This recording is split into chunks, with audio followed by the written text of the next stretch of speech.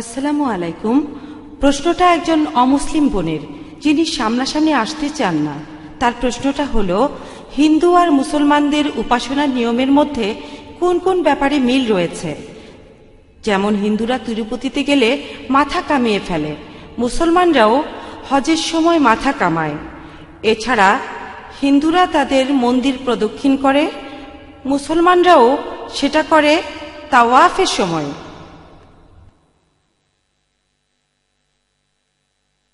বোন একটা সুন্দর প্রশ্ন করেছেন যে হিন্দু আর মুসলমানদের উপাসনার মধ্যে কোন কোন ব্যাপারে মিল রয়েছে, আর উদাহরণও দিলেন হিন্দুরা যখন তীর্থস্থানে যায় তখন তারা মাথা কামায়, আর মুসলমানরাও যখন হজে যায় তাদের মাথা কামায়, তারাও প্রদক্ষিণ করে, আমরাও প্রদক্ষিণ করি।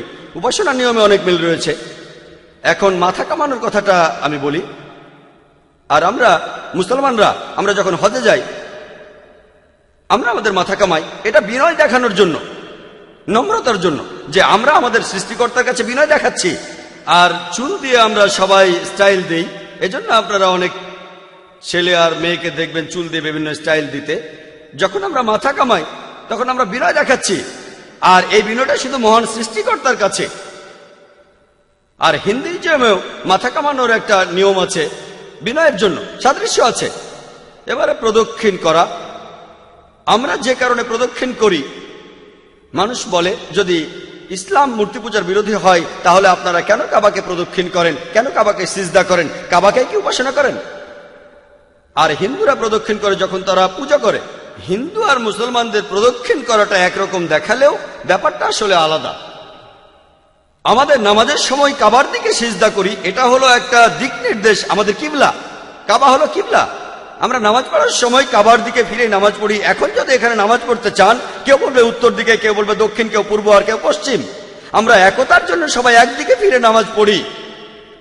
তাহলে যারা পশ্চিমে থাকে তারা পূর্ব দিকে, পূর্বের লোক পশ্চিমে, উত্তরের লোক দক্ষিণে, আর দক্ষিণের লোক উত্তরে ফিরে দাঁড়ায়।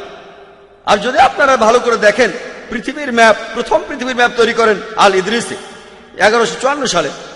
মুসলমানরা যখন এই ম্যাপ এঁকেছিল, উত্তর মেরু ছিল নিচে আর দক্ষিণ মেরু উপরে, তখনও কাবা ছিল কেন্দ্রে। আর পরে পশ্চিমারা এই ম্যাপটা আঁকলো, তারা ম্যাপটা উল্টে দিল, উত্তর মেরু উপরে, দক্ষিণ মেরু নিচে, তারপরে কেন্দ্রে কাবা আছে।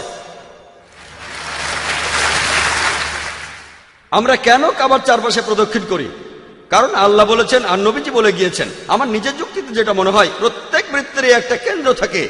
আর যখন আমরা কাবার চারপাশে প্রদক্ষিণ করি, আমরা সাক্ষ্য দেই যে মহান স্রষ্টা কেবলমাত্র একজনই। কিন্তু যদি অনেক দেবতা বিশ্বাস করে কাবার চারপাশে প্রদক্ষিণ করেন, আপনি ভুল করবেন। আর উপাসনা, হযরত ওমর রাদিয়াল্লাহু তাআলা আনহু বলেছেন, যেটার উল্লেখ আছে সহিহ বুখারী 2য় খণ্ডে বুক অফ হজে, তিনি বলেছেন যে আমি এই কালো পাথরে চুমু দিচ্ছি, এই কালো পাথর আমার কোনো উপকার করতে পারে না, কোনো ক্ষতিও করতে পারে না, আমি চুমু দিচ্ছি কারণ আমার নবীজি চুমু দিয়েছেন। ওমর রাদিয়াল্লাহু তাআলা আনহুর এই কথাটা প্রমাণ হয়, কোনো মুসলমানই কাবাকে পুজো করে না। আর এছাড়াও আরেকটা কথা বলি, আমাদের নবীজির সময়কালে তাঁর সাহাবারা কাবার উপর দাঁড়িয়ে তারপর আজান দিতেন। কোন মূর্তি পূজারী যে মূর্তিকে পুজো করে তার উপর দাঁড়াবে না। এতেই প্রমাণিত হয় যে মুসলমানরা কাবাকে পুজো করে না, কাবা আমাদের দিক, এটা আমাদের কিবলা। অন্যান্য সাদৃশ্য নিয়ে কথা বলি বোন, আরো কিছু মিল রয়েছে। হিন্দুজমে উপাসনা করার অনেকগুলো নিয়ম আছে। একটা বিশেষ উপাসনা, সেটার নাম হলো ষষ্ঠাঙ্গ।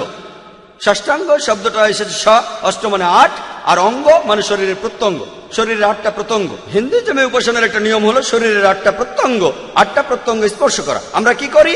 আমরা মুসলমানরা নামাজ পড়ার সময় সিজদা দেই, কপাল মাটিতে ছোঁয়াই, আমাদের নাক, 2 হাত, 2 হাঁটু আর 2 পা। ষষ্ঠাঙ্গ, শরীরের 8টা প্রত্যঙ্গ, কপাল, নাক, 2 হাত, 2 হাঁটু, 2 পা। আর সিজদা হলো নামাজের সবচেয়ে শ্রেষ্ঠ অংশ। কোরআনে বিভিন্ন আয়াতে এটার উল্লেখ করা হয়েছে। এছাড়াও মক্কার ব্যাপারে একটা কথা বলি, মক্কার কথাটা হিন্দু ধর্মগ্রন্থে উল্লেখ করা হয়েছে। হিন্দুজমে মক্কা শহরটাকে বলা হয়েছে ইলাস্পদ। ইলা শব্দটার অর্থ ঈশ্বর, স্পদ অর্থ জায়গা। তাহলে ইলাস্পদ মানে হলো একটা তীর্থস্থান যেখানে ধার্মিকরা ভ্রমণ করে। আর ঋগ্বেদে বলা হয়েছে 3 নম্বর গ্রন্থে 29 অনুচ্ছেদে 4 পরিচ্ছেদে, ইলাস্পদ, সংস্কৃত ডিকশনারিতে ইলাস্পদ মানে ঈশ্বরের স্থান, ঈশ্বরের গৃহ। এটা হলো একটা তীর্থস্থান, তীর্থযাত্রার স্থান। একই কথা পবিত্র কোরআনে সূরা আলে ইমরানের 96 নম্বর আয়াতে উল্লেখ আছে। সর্বপ্রথম গৃহ প্রতিষ্ঠিত হয়েছিল বাক্কায়, এটা মক্কার আরেকটা নাম। তাহলে হিন্দু ধর্মগ্রন্থগুলোতে মক্কার কথা বলা হয়েছে। সেখানে বলা আছে এই ইলাস্পদ অবস্থিত হবে নভপৃথ্বীতে, অর্থাৎ পৃথিবীর কেন্দ্রে। আগে আপনাদের বলেছি যে কাবা আছে পৃথিবীর কেন্দ্রে। তারপর দেখবেন কয়েকটা পরিচ্ছেদ পরে ঋগ্বেদের ৩য় গ্রন্থ ২৯ অনুচ্ছেদের ১১ পরিচ্ছেদে নরশংসা কথাটা বলা হয়েছে যে নবীকে প্রশংসা করা হয়। এখন ইলাস্পদের পাশাপাশি নবীর কথাও সেখানে বলা হয়েছে। এখানে পরিষ্কার বলা আছে যে হিন্দুইজমে তীর্থস্থানগুলোর একটি হলো মক্কা। আশা করি উত্তরটা পেয়েছেন।